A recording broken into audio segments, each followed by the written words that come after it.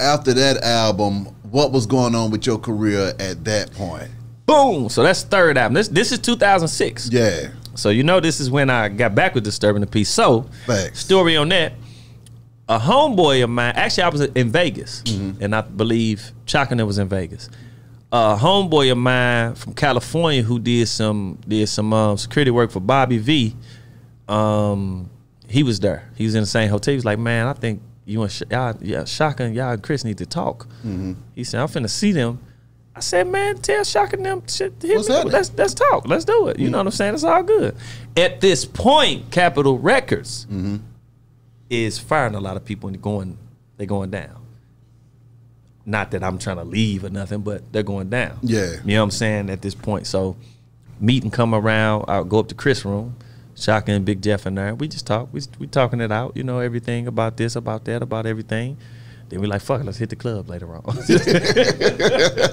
It's real talk. Yeah. We hit the club. So, you know, we just still fucking with each other and get back. Next thing you know is, you know, get back with Disturbing the Peace and, you know, put another project out of this and that. Now at this time, they got a lot of new artists. Yeah. So they're trying to build some new artists too. So I get back with Disturbing the Peace. Well, my lawyer, which was Ron Sweeney, at the time, Capitol's going down. We talking to Disturbing the Peace Def Jam. He like, so what you want to do?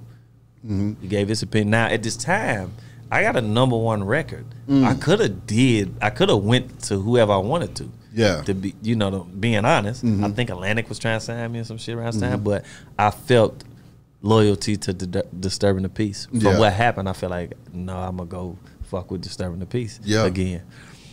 So we made that deal happen. I went at the time was working on a compilation album. It was a DTP compilation album, and if you remember, I came out with a record. We came out with a record called Celebrity Chick, if you remember, with Steph Jones and damn, what was it? No, not Houston. That was I like that was Houston, and that was my record. We gave it to him. My God. But yeah, that shit was a #1 hit. That shit was huge. Yeah. But damn. Small World. That's my homeboy. Yeah. Small World and Steph Jones. Okay, so Celebrity Chick was my record. We had a DTP lockout in Miami, and I was in one studio getting it in. But I'm bringing in every artist that's on Disturbing the Peace, getting a record in with me and Duffel Bad Boys, Dollar and Tit. Yeah. We did about 3. I had to come in. We did about 3 records. I'm working with everybody. Steph Jones was signed to Disturbing the Peace at this time. I mean, Serious Jones, the battle rapper Serious Jones. Okay. Me and him did a fucking album. Damn. We did an album together down there and shit. So we working together. The Def Jam office really liked Celebrity Chick. Now, the initial people that I wanted on there was Ludacris and Neo. I wanted Ludacris to have a verse, me on there, and Neo sing the hook. That didn't happen. I don't know why or what case may be in, but that didn't happen. So Steph Jones, Small World got on there. We still kept it moving. They wanted to make that the breakout single for the compilation. Yeah. I don't really know what happened because compilation never really happened, but that record kind of came out, but compilation never happened. We never really heard, you know, any other stuff, music off there, and I don't know what happened with that situation, to be honest. Yeah. But that was supposed to be my first single for my project. Okay, so this is 2007. This is going on. I do Fly Like Me with A. Marie. Fly Like Me, A. Marie. I was like, you know what? And actually, I was like, Chris wrote that record. Chris wrote that record. I was like, I want Chris to. This was an experience of mine. I wanted. Yeah. Like I wanted Chris to write it. Yeah. You know what I'm saying? So Chris wrote that record, and I just performed it. Yeah. You know what I'm saying? But great record. I think it came out in the wrong time. It came out in winter. I think it should have came out in the spring. But great record. Did okay, but didn't do as good as everybody would thought. But once again, that Hate of the Lover project was kind of rushed. We didn't really focus, and they had a lot of new artists that trying to focus on doing things. And so this around the time Bobby was still there, but Bobby wanted to leave. So I think the big artist there was kind of feeling like, you know, I know y'all trying to focus on, but focus on this. Yeah. I even suggested me, Bobby, and Chris doing an album. I suggested that to somebody, which, if we're in the business of selling records, I think that would have sold records. you know what I mean? And I think at this time, though, a lot of initial problems going on, things is happening, things is changing. You know, people attitudes is shifting, and me, it became to the point where I was like, you know, damn, I didn't know what's going on. Like, things were really moving the way I would like, and I wasn't really hearing from people, and this and that. And so I just was like, man, you know, I think I can just do bad by myself. Not blaming nobody for nothing. Yeah. But I can't, and at this point, I am mentally getting tired of this industry. And this is when I lived in Atlanta. Yeah.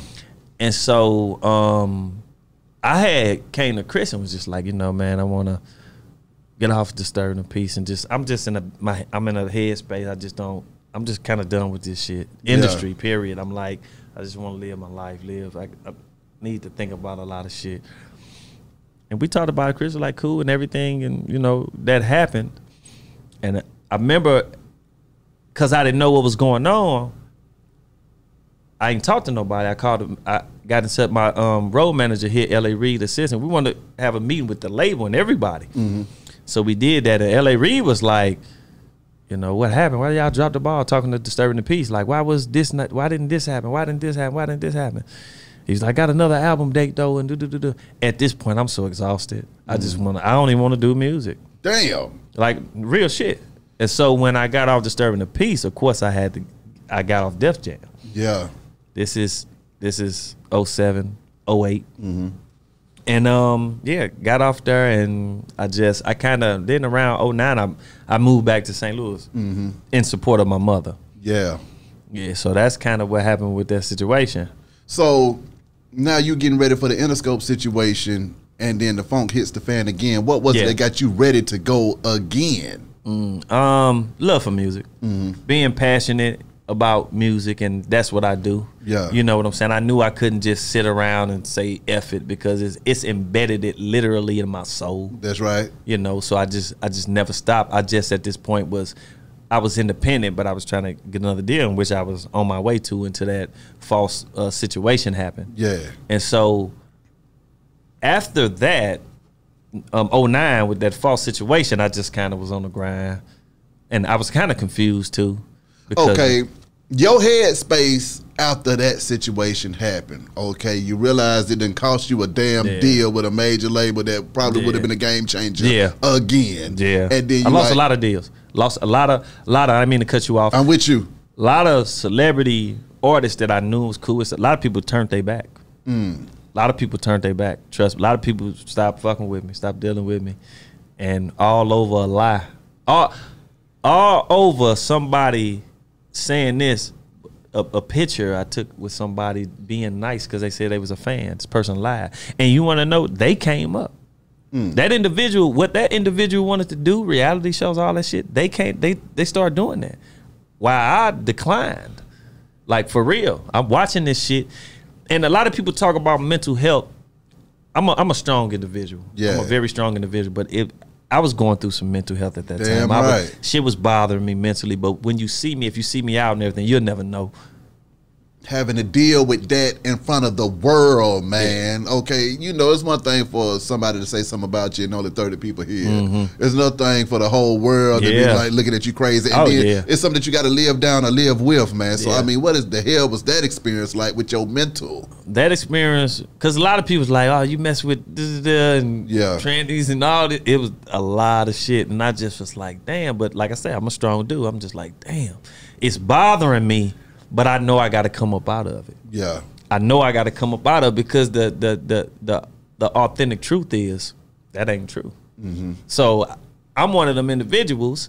I know me. Like I said, I know me. So I'm like, man, I'm gonna speak my piece and I'm gonna keep it moving. I'm a very spiritual dude and really into self-knowledge and self-knowing. So, like I said, it bothered me mentally, but I knew I had to come up out of it. And when I went back to St. Louis, my little hub in my house, you know, my mother stayed upstairs, so I had the whole basement. And, you know, I just kind of rejuvenated for a while. Yeah.